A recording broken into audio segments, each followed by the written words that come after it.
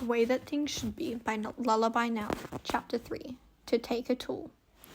Bilbo spends the first days of the quest sharply regretting the fact that he has agreed to go on the quest.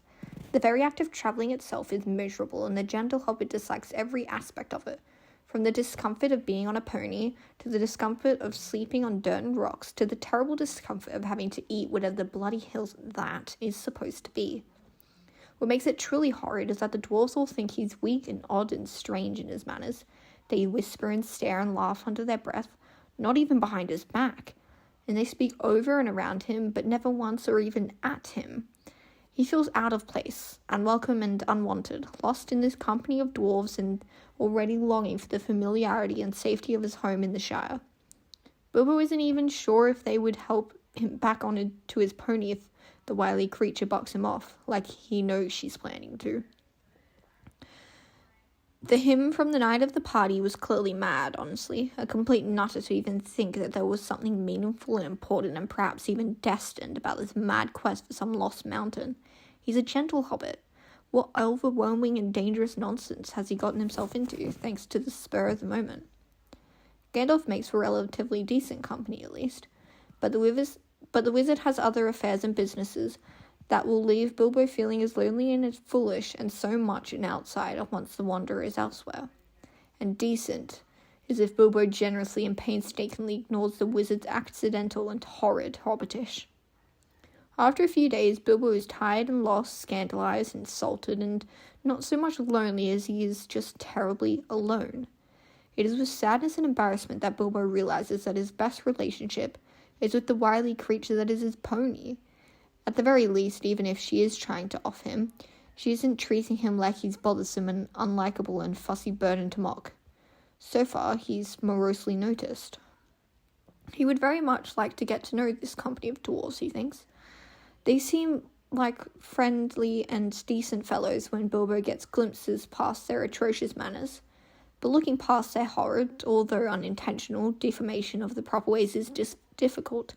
Even if he did know what he was looking for, he fails to ignore what he can't help but see. Bilbo keeps flinching at some of the coarser and more unpleasant accidental communications, and he knows the dwarves have noticed and disliked it, but he can't help it.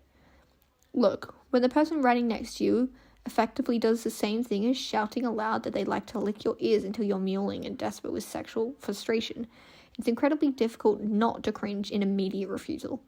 Bilbo might have been able to keep a straight face if it had been Dwalin, because the old dwarf seems to have an unfortunate habit of accidentally making sexual propositions by the quarter hour.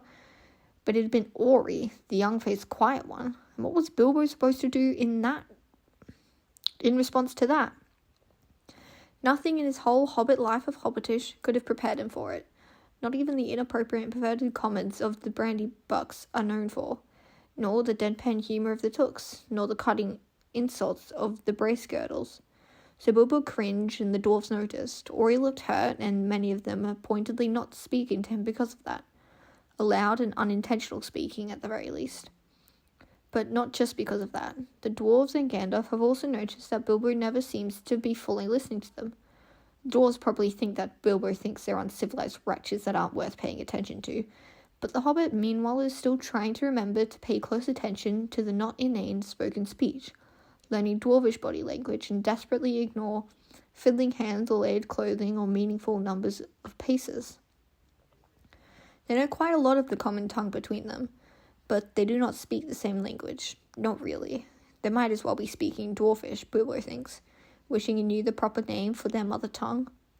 Every comment and compliment and question Bilbo conveys gets ignored until he remembers that he has to use words to fully communicate now. And as he isn't used to that, the gentle hobbit really isn't fully comfortable with being so openly and vocally noisy. So when Bilbo makes the effort to speak some of his thoughts, his speech is so stuttering and stumbling over his tongue because he doesn't know what's all right to say aloud, and feels stunted and stupid for being unable to simply speak to someone. Even worse, these dwarves still scare him slightly. Besides their unintentional comments and clear disdain for Bilbo and the hobbit culture, they are large and armed and so much more worldly than him. They have utterly no appreciation for the importance of a handkerchief and do not care what such things might mean to a gentle hobbit. Their blatant mocking and making fun of Bilbo for wanting to turn around to get it, well, it made Bilbo's face burn with both shame and anger. But as his ears burned and his fingers twitched with fury, he still got to remember that these dwarves don't know the proper ways at all, and that the proper ways probably don't apply on a quest like this anyway. Bilbo was already losing some understanding with the ponies and larger actions that these dwarves take, unfamiliar to a gentle hobbit, which doesn't really fit into anything he recognizes. Hobbits don't ride ponies or hunt or spar or do any of these, useful actions that don't really have any meaning in Hobbitish. So Bilbo just sits quiet, does his best to ignore the company's accidental Hobbitish, and listens.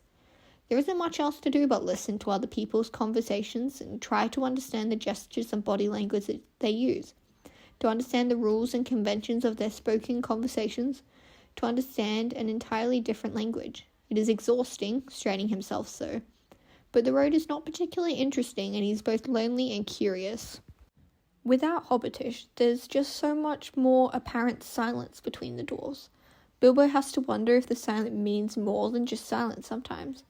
But he hasn't a clue and no one will tell him, so all he can do is observe carefully and collect random facts about people who don't give a damn about him, or his way of life, or his language. He could tell them about proper Hobbitish, but what would be the point? It's not as if Bilbo could teach them the entire language where they travel, or that any of them would want to learn. To impose on all of them by asking them to watch their every movement just to make Bilbo slightly more comfortable? Yes, that would definitely go over really well. Just as well as, if not even better than his request to turn around for his handkerchief. Nowhere on the East Road is there a place for tea sets or cake plates, or any of the thousands of fiddly little gestures that Hobbitish is made of. The proper ways of the Shire, it is very much seeming, are as out of place and utterly worthless as Bilbo on this mad and lonely journey. They stop for camp one night, and nothing seems at all different from any other lonely and awkward night until screams echo in from the distance. Bilbo is almost ready to dismiss the sounds as an animal until he picks up what sounds to be a pattern, just before the screams go silent. The dwarves notice his wide-eyed surprise, and Bofur, the dwarf with the odd hat, deigns to inform him that these are orcs. Bilbo would like it to be noted that he's not actually frightened of the idea of orcs or being gruesomely eaten by them, although orcs are plenty frightening and Bilbo does not wish to be eaten, as Filia and Killy might think and were trying to make him. His error had much to do with how Killy inadvertently, unintentionally, and most ardently just asked him in Hobbitish to have particularly adventurous relations with him and a fish. Fish, in this case, referring to Philly beside him. It had been a while since the last sexual proposition, and the young brothers had been staring so intently at him, trying to frighten him, that Bilbo really couldn't help his eyes going wide, because it's really quite the mental image, and an annoyingly unmanageable one, no matter how Bilbo immediately tries to dismiss the thought, pointing out that, no, this is not a train of thought that Bilbo needs to go down. Ever. Thank you. He should have brought ale or brandy on this journey, because he needs one now even more than he's been wanting one since he left Bag End. One of these dwarves ought to have something. Bilbo doesn't even care what. He'll drink one of the healer Owen's strange poultices. He'll pour brandy into his damn ear to scrub his head just to forget about all this. Though perhaps it is for the best that Bilbo does not have the means to get himself roaring drunk, because the story that comes next is not something that ought to be forgotten. Thorin tells his nephews off for making light of monsters, before storming off, and Balin speaks up to remind them, and tell Bilbo, some of the hardships and horrors their company's leader has seen over the years. A lost battle over a lost kingdom and a foe in the form of a great pale orc. It sounds like some sort of legend. It would have been a touch more striking, however, if, as he stood against the scenery, Thorin had not been unintentionally daring any bakers to be his strawberry rhubarb pie if they were hobbit enough. It was rather dizzying contrast to see that and listen to Balin's tale at the same time. Why didn't anybody bring any brandy? A decent bit of pipeweed? No? For reasons that he cannot explain, Bilbo is tempted to scream back at the far distant howlers who pierce the night a few far more times before falling silent. Screaming isn't much done among the high circles of Hobbit high society, but it suddenly sounds very appealing. actions speak louder than words. But when you're tied up in a sack and your available actions are to roll for freedom, hop and hope for the best, wait to get eaten by trolls, or talk, well, Bulbo's Aunt Lily always said that being loud was as indecorous as it was unseasonable. The gentle hobbit's options are limited here.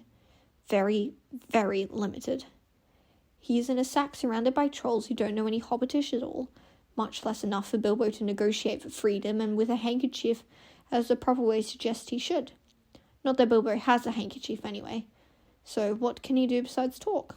So Bilbo talks, he babbles really, and the dwarves contradict him at every turn before they catch on to what he's trying to do. Thankfully, they catch up on fast once he starts to make some sort of sense. It's quite common in the Shire for hobbits to silently warn others off pieces of food using threats and insinuating food poisoning so they can have the last biscuit or piece of cake to themselves. Maybe dwarves don't do this? Bilbo's done it himself, although never allowed. Worms are usually only applied to apples and other pieces of fruit, and not with dwarves. Trolls are far worse than dwarves when it comes to the proper ways. Their movements are brutish and clumsy and unpleasant to witness, on top of the trolls being gruesome just to look at.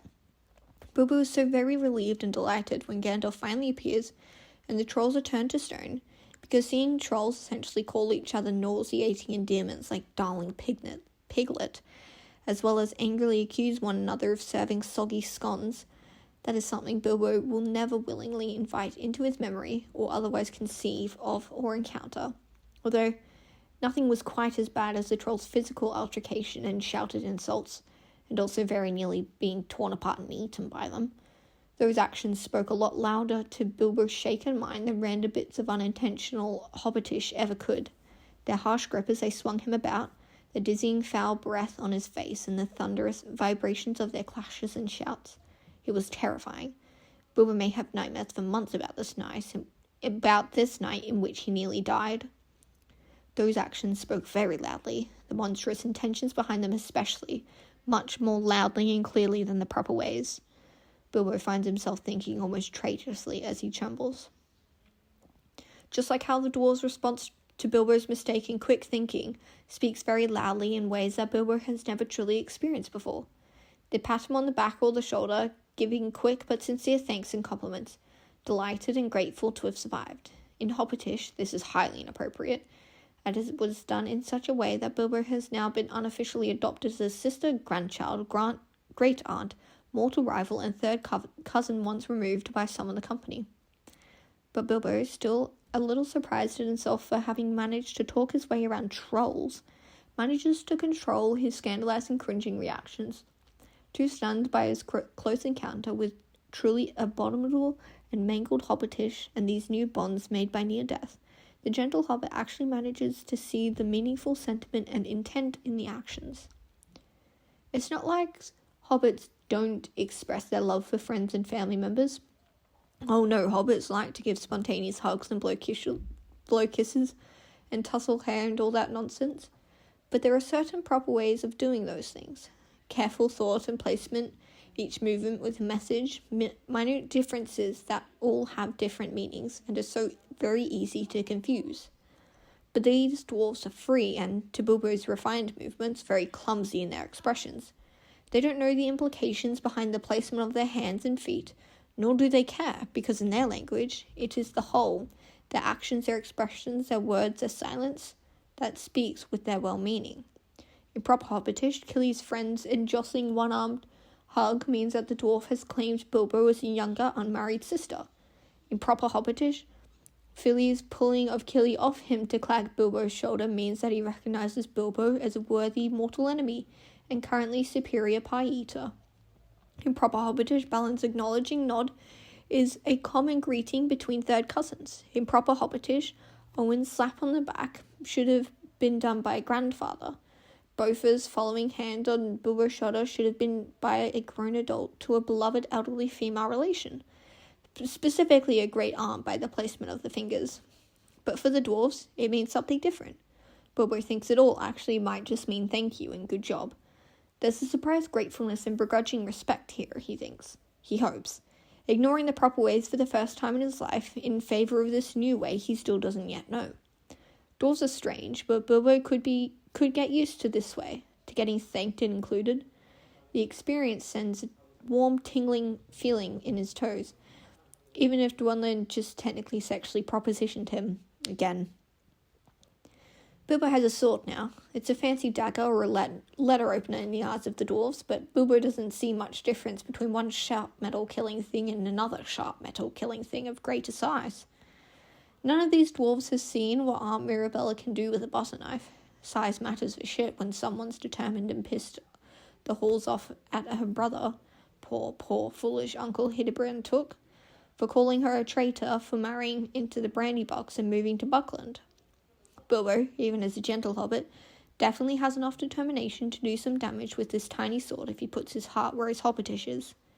The problem is that he hasn't the faintest idea how to use it, and he doesn't want to use it. He didn't even want to accept the blasted blade.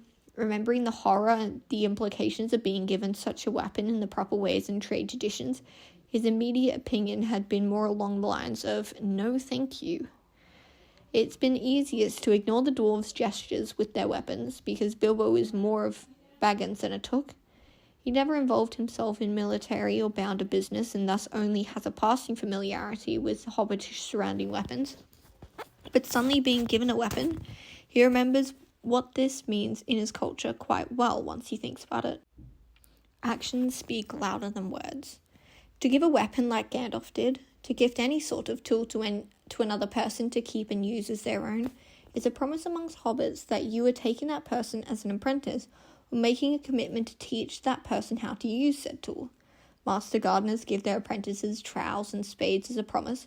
Parents give writing utensils to their children and then teach them how to read and write. It's an old tradition, but giving a tool of a trade is still understood as a promise to teach, just as accepting that tool of a trade is a promise to learn. Being given a weapon like this, in the way they are offering it, well, in the Shire to accept a weapon in this way, under not only the proper ways but old traditions, is to accept that you will have to use it. Bilbo pales because he has no stomach for blood or battle. The gentle hobbit hums and haws when it comes to accepting the blade from Gandalf, and he's sure that he loses whatever respect he's gained from the troll business for it. The dwarves all seem less than impressed at Bilbo's reluctance to accept the blade, and, once they realise it, the fact that Bilbo is carrying no weapons at all. So Gandalf pushes, and Bilbo dithers as best he can with spoken babbles, and the dwarves look on with scowls. Eventually, the wizard is so insistent that Bilbo finally lets Gandalf hand him in the blade in a particularly inappropriate and most insulting way in Hobbitish. Luckily and surprisingly, Bilbo does not drop it on his toes. The blade is light enough that Bilbo will be able to swing it, and sharp enough that Bilbo's lack of strength will not be much of a hindrance. The wizard walks off grumbling about the stubbornness of dwarves and the foolishness of hobbits, and Bilbo watches him go with the realization that this is a fortuitous advantage for him. Gandalf clearly has about as much intention of teaching him how to use a small sword as Bilbo does of learning. The wizard doesn't seem to be aware of the existence of such promise.